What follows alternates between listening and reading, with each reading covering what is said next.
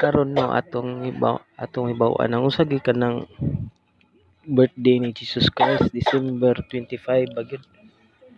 Kay ato ning basihan sa Biblia kung asa gyud ni siya na hibut namutang ang iyang birthday gyud. Kay December 25 man daw pero dili man na December 25. So ato ning basahon ning San Lucas, no? Saint Luke chapter 1 verse 26 to 28. Morning sulti. And in the 6th month, the messenger Gabriel was sent by Elohim to a city of Galilee named Nazareth to a maiden engaged to a man whose name was Joseph of the house of David, and the maiden name was Miriam. And the messenger coming to her said, "Greetings, favored one, the Adon is with you. Baruch are you among women." Sa San Lucas niingon man nga rin sa chapter 1 verse 26 na, and in the 6th month. So ang 6th month ani kay kuan sa kaning siyang Nisan kay mo ni first month.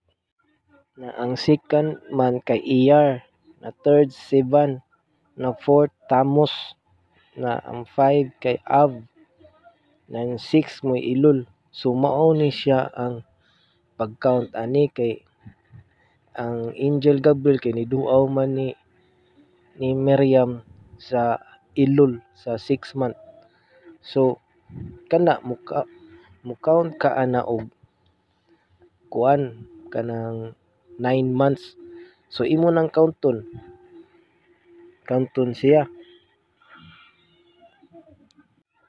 Kung counton na nimo siya 9 months kay ang normal gyud na dibiri sa bata kay 9 months man na makuan siya sa Sivan na kuan sa next year na pud siya sa third month na sa Gregorian calendar nani sa May ug June ang natawag gyud ni Yahushua. So mao gina siya na unsa kanang May ug June kay summer mo na i-prove gyud nato na kana siya mao gyud na siya buwana, estimated na siya. So ato ning basahon ning San Lucas kapitulo 2 adto sa bersikulo 8 hangtod sa 12. Mao ni ang gisulti. And in the same country there was a shepherd living out in the fields, keeping watch over their flock by night. And look, a messenger of Yahuwah stood before them, and the esteem of Yahuwah shone around them, and they were greatly afraid.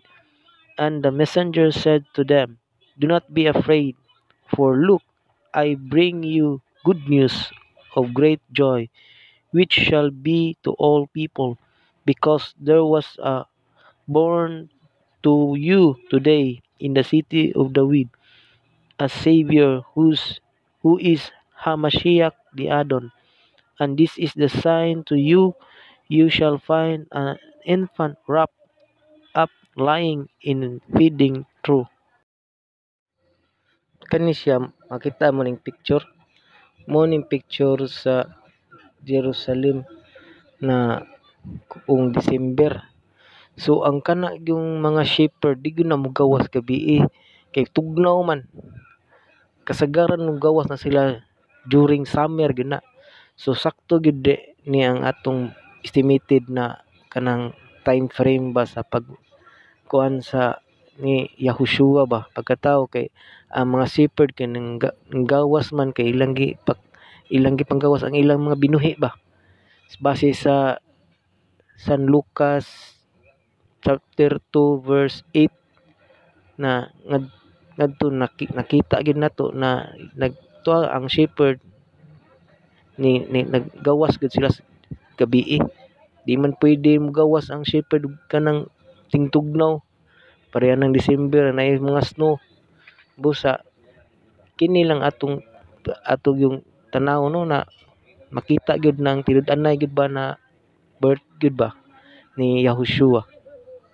So ay gyud ka limot no sa na pag like, share, comment sa akong video para daghan kayo mong mahibaw-an sa akong mga video na makahatag ninyo og mayong pantulun-an sa inyo. Pasalamaton sad ta ni Aba Yahuwa Alahim nga naghatag nato og inani na impormasyon.